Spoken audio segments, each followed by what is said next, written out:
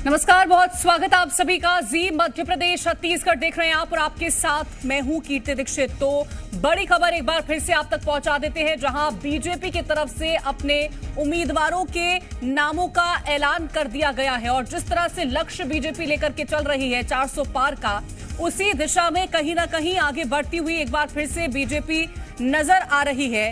तो लगातार अब जो नाम बीजेपी की तरफ से जारी कर दिए गए हैं, आपको बता दें कि मध्य प्रदेश की 24 ऐसी सीटें हैं जिस पर बीजेपी की तरफ से नामों का ऐलान कर दिया गया है। वहीं छत्तीसगढ़ की बात करते हैं तो छत्तीसगढ़ में सभी 11 सीटों पर बीजेपी की तरफ से नामों का ऐलान कर दिया गया है। वहीं बैतूल हरदा लोकसभा क्षेत्र से एक बार फिर मौजूदा सांसद दुर्गादास उइके को मौका दिया गया है। दुर्गादास उइके ने 2019 लोकसभा चुनावों में कांग्रेस के रामू टेकाम को रिकॉर्ड 3,67,000 मतों से हराया था।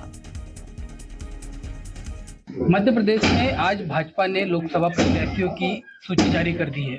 उसमें बैतूल लोकसभा क्षेत्र से दुर्गादास उइके जी को एक बार फिर सांसद का उम्मीदवार घोषित किया गया। उन्हीं से जानेंगे कितनी खुशी है।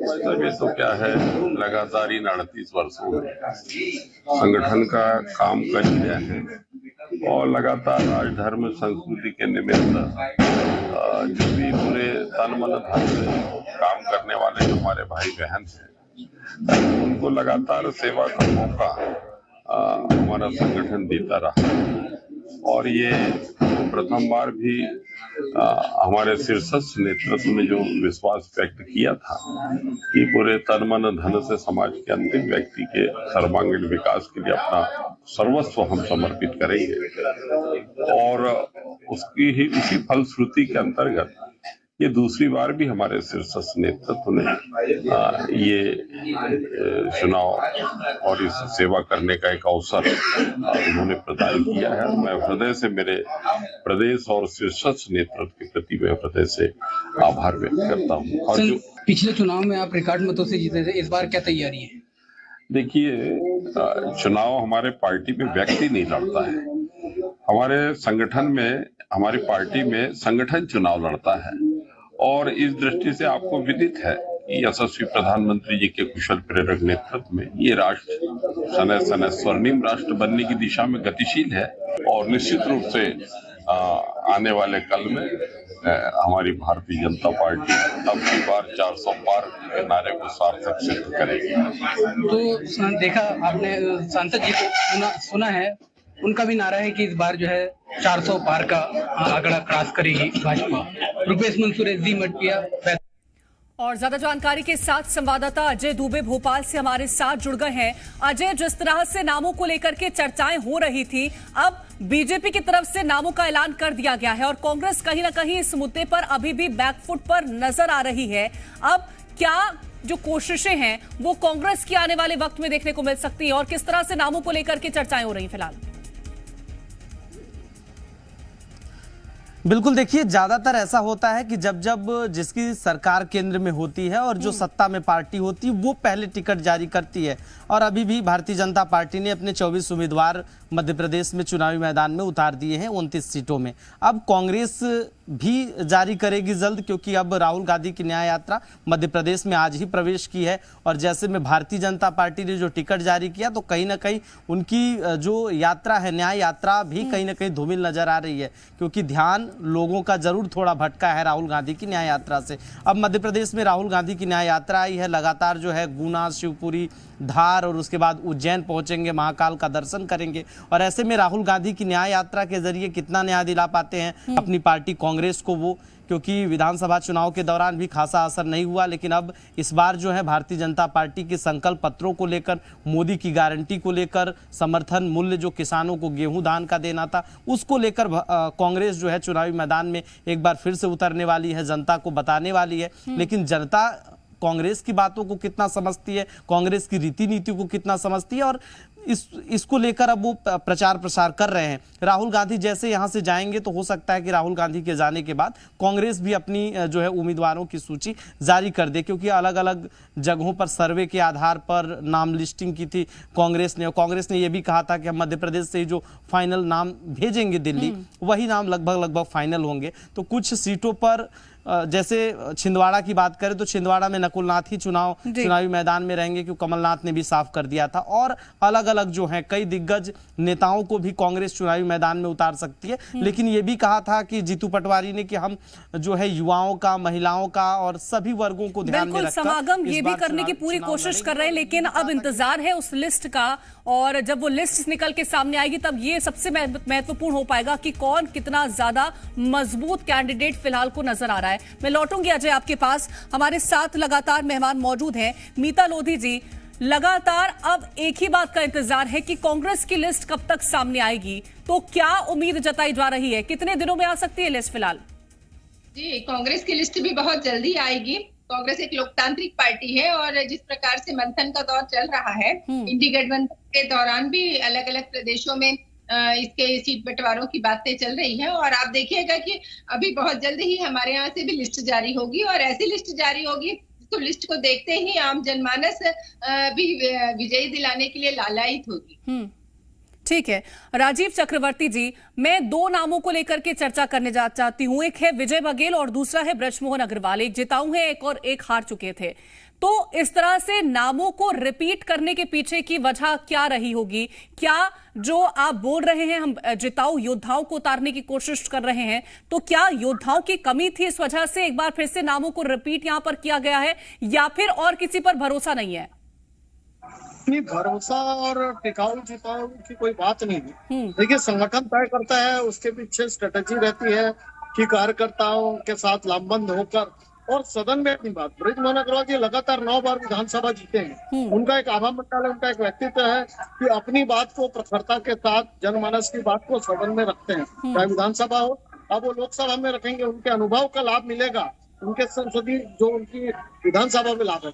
विजय बघेल जी एक बार भूपेश बघेल जी को विधानसभा में हरा चुके हैं और पिछले बार 3.5 लाख से भी ज्यादा मतों से वो जीत चुके हैं, 4 लाख से भी ज्यादा। तो उनको रिपीटेशन क्या जा रहा है, उनकी लोकप्रियता है। मुख्यमंत्री रहते हुए भूपेश बघेल जी मात्र 20,000 वोट से उनसे जीत सके हैं। तो एक बहुत अच्छा एक मैसेज जाएगा इन दो नामों को लेकर।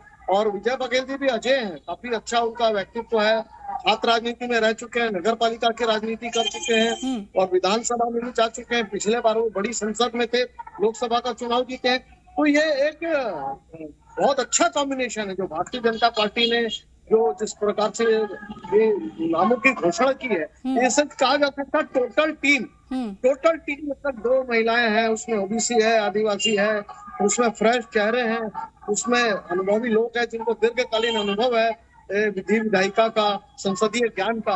तो अपर हैंड है भारतीय जनता पार्टी और कांग्रेस के पास इसका कोई जवाब नहीं है, चाहे राष्ट्रीय मुद्दा हो या लोकल मुद्दे हो। तो जो भारतीय जनता पार्टी की जो राष्ट्रीय नीति रहती है, जो श्यामा प्रसाद मुखर्जी या जो अंत्योदय की बात रहती है पंडित दीनदयाल उपाध्याय जी को लेकर, जो हमारा मिशन है कि हम इस देश में उस न्याय व्यवस्था को लागू करेंगे, जो आइडियोलॉजी है, जो हमारा दर्शन है श्यामा प्रसाद मुखर्जी जी का और पंडित दीनदयाल उपाध्याय जी का, जो मोदी जी कहते हैं लोकल फॉर लोकल, ये सारी बातों को लेकर जो इस बड़ी सदन में जाएंगे, जो बड़ी पंचायत में जाएंगे, ये लोग सभी दीर्घ अनुभवी हैं, उनको पहले इससे ज्ञान है, किस प्रकार से विधानसभा में जीत चुके हैं। तो एक टोटल टीम छत्तीसगढ़ से जा रही है, जो टीम हर बात में सक्षम है और जो हर बात को संभव कर सकते हैं, सक्षम है, संभव और सक्षम लोगों की टीम है। तो मैं बधाई देता हूं। और एक प्रकार से भारतीय जनता पार्टी ने जीत का आगाज कर दिया और इस आगाज को अंजाम तक पहुंचाएंगे हमारे। मैं अजय दवले जी का रुख करना चाहूंगी, लेकिन उससे पहले एक छोटा सा रिएक्शन मैं मीता जी से लेना चाहती हूँ। मीता जी, अभी जिस तरह से राजीव चक्रवर्ती जी ने कहा कि बीजेपी इस वक्त अपर हैंड पर चल रही है और कांग्रेस मुद्दा विहीन है, क्या सच में कांग्रेस मुद्दा विहीन है इस वक्त? देखिए, पहले भी तो इनके 9 सांसद थे। आप ये बताइए, 9 सांसदों ने कभी भी छत्तीसगढ़ के हित के बारे में एक बार भी मुंह खोला? संसद में हमें कोल की रॉयल्टी नहीं मिलती रह गई, हमारे यहाँ की ट्रेनें रद्द होती चली गई, डॉक्टरों की कमी रही, किसी मामले को छत्तीसगढ़ के हित में इनके 9 सांसद जो बोल रहे हैं ना कि अभी बहुत योग्य है, तो पुराने अयोग्य थे। और इनकी जो राजनीतिक उथल पुथल है, राजनीतिक अंतर्द्वंद बहुत ज्यादा है, उसका कहीं पटाक्षेप करने के लिए इन लोगों ने इस प्रकार का बंदरबाट किया है। पहले भी वही सांसद थे और अभी भी है। अगर इतने ही काबिल थे, लायक थे, तो सारे 9 के 9 को रिपीट कर देना था। हर सीट पे इनका अब ये तो उनकी रणनीति, अब उनको रिपीट करना है, नए चेहरों पर भरोसा जताना है, ये तो रणनीति के तहत काम हो रहा है। यही रणनीति कहीं ना कहीं आप भी अपनाती नजर आएंगी। मैं लौटूंगी आपके पास। अजय धवले जी, अगर ज्योतिरादित्य सिंधिया को गुना से टिकट दिया गया है तो क्या ग्वालियर से पूरी तरह से आश्वस्त है कि वहां से किसी भी उम्मीदवार को उतार देंगे तो जीत हमारी ही होने वाली है? देखिए कीर्ति जी, भारतीय जनता पार्टी इस प्रकार से कभी सोच विचार करके टिकट नहीं देती। भारतीय जनता पार्टी का एक उद्देश्य होता है कि अपने उत्तम कार्यकर्ताओं को योग्यता और क्षमता अनुरूप दायित्व देना। और आप देखेंगे कि 2024 के लोकसभा चुनाव में इस बार जो भारतीय जनता पार्टी ने किया है, ये निश्चित रूप से भारतीय जनता पार्टी के अपने कार्यकर्ताओं पे, अपने संगठन शक्ति पे जो भारतीय जनता पार्टी का विश्वास है, निश्चित रूप से विश्वास प्रतिलक्षित हो रहा है। आज देखेंगे 24 जिन प्रत्याशियों की घोषणा की है, उनमें सभी वर्गों को समाहित किया गया है। ओबीसी, एससी, एसटी, महिला और युवा, इन सभी का समग्र रूप से समावेश इस सूची में है। और हम कहीं ना कहीं ये भी देख सकते हैं कि भारतीय जनता पार्टी ने जो संकल्प लिए थे, उन संकल्पों की पूर्ति करने वाले हमारे सभी प्रत्याशी रहेंगे। आज हम गर्व से कह सकते हैं कि आदरणीय मोदी जी के नेतृत्व में विगत 10 वर्षों में जो लोक कल्याण, गरीब कल्याण और राष्ट्र निर्माण का जो कार्य हुआ है, उस कार्य की वजह से भारतीय जनता पार्टी के सभी 24 प्रत्याशी और हमारे आने वाले अन्य 5 प्रत्याशी, ऐसे मिला के कुल 29 प्रत्याशी मध्य प्रदेश की लोकसभा से जाएंगे। और हमारा जो 370 का लक्ष्य है, आदरणीय प्रधानमंत्री जी ने भारतीय जनता पार्टी को जो 370 का लक्ष्य दिया, उस लक्ष्य की हम पूर्ति करेंगे। एक और सवाल मेरा अजय धवले जी आपसे रहेगा। जो 5 सीटें हैं, वो एक सबसे महत्वपूर्ण सीट है छिंदवाड़ा की। क्या उसमें अभी भी ज्यादा सोच विचार विमर्श करने की जरूरत पड़ रही है? क्या बहुत ज्यादा कोई स्ट्रॉन्ग कैंडिडेट वहां से उतारने की चर्चाएं चल रही हैं? क्योंकि जो 5 सीटें हैं, उनमें से एक ही सीट बीजेपी के पास नहीं, और उसी सीट को जीतने के लिए पूरी कोशिश यहां पर की जा रही है। 29 कमल की मालाएं जो बताई गई थी, 29 कमल की मालाएं प्रधानमंत्री नरेंद्र मोदी को पहनाएंगे, तो वो एक माला पर क्या विचार विमर्श चल रहा है अभी तक?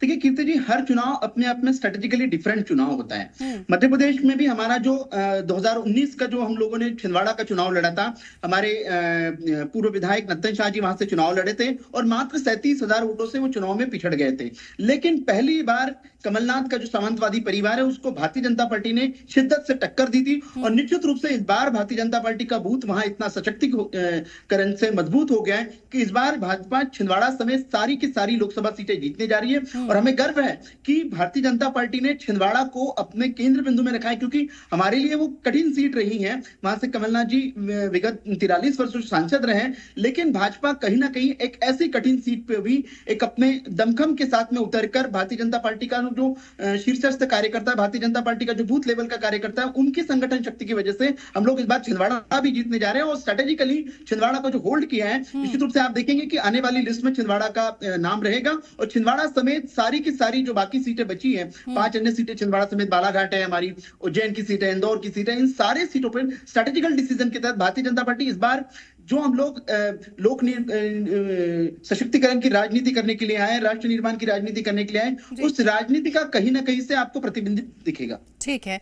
राजीव चक्रवर्ती जी, अभी थोड़ी देर पहले मीता जी ने एक बात कही थी कि आपके कुछ एक प्रत्याशी ऐसे हैं जो कि ईडी के प्रेशर के चलते आपकी तरफ आए थे और उसके बाद वॉशिंग मशीन चली और सब कुछ साफ हो गया।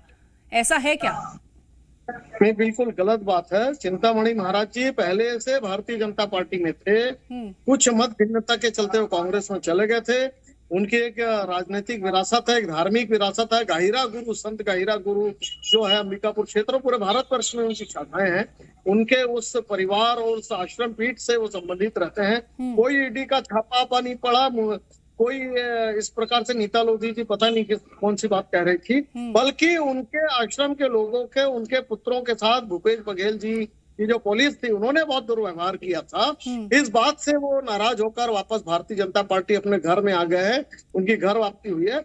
ये ईडी के बारे में प्रचारित करना कांग्रेस की बातें हैं, क्योंकि छत्तीसगढ़ में ईडी की कार्रवाइयां चल रही है, सीबीआई की कार्रवाइयां चल रही है, और बड़े पैमाने पर जो घपले हुए थे, जो बेरोजगारों के साथ अन्याय किया गया था, जिस प्रकार से रेती की चोरी हुई, कोयले की रॉयल्टी की चोरी हुई, शराब की रॉयल्टी की चोरी हुई, उसकी पर्ची खुल रही है। तो कांग्रेस पार्टी बार बार कहती कि ईडी की कार्रवाई हो रही है, ईडी साथ में है। तो चिंतामणि महाराज के बारे में कह रही थी, जो सरगुजा से हमारे लोकसभा प्रत्याशी है, वो पहले भी भारतीय जनता पार्टी से एक बार विधायक रह चुके हैं, आयोग के अध्यक्ष रह चुके हैं। अभी पिछले बार कांग्रेस के समय वो विधायक थे, लेकिन उनके साथ कांग्रेस पार्टी ने बहुत दुर्व्यवहार किया, घर वापस आ गए। कोई ईडी की कार्रवाई नहीं हुई, कोई ये अनर्गल बातें हैं। लेकिन मैंने तो नाम नहीं लिया था, आपने अपने आप से गैस कर लिया। कोई बात नहीं, आपने गैस कर लिया, बहुत अच्छी बात है। फिलहाल बहुत शुक्रिया आप सभी का हमारे साथ जुड़ने के लिए इस चर्चा में। और जिस तरह से अब नाम सामने आ चुके हैं, बीजेपी जिस तरह से ये कहती नजर आई है कि वो अपर हैंड पर है और कांग्रेस कहीं ना कहीं अभी भी बैकफुट पर नजर आ रही है। अब कितना कांग्रेस यहां पर आगे आकर के अपने नामों का ऐलान करती है और वो कितने मजबूत प्रत्याशी होते हैं, ये आने वाले वक्त में हम सभी देखेंगे। फिलहाल के लिए इस खास पेशकश में इतना ही। आप देखते रहें जी मध्य प्रदेश 36।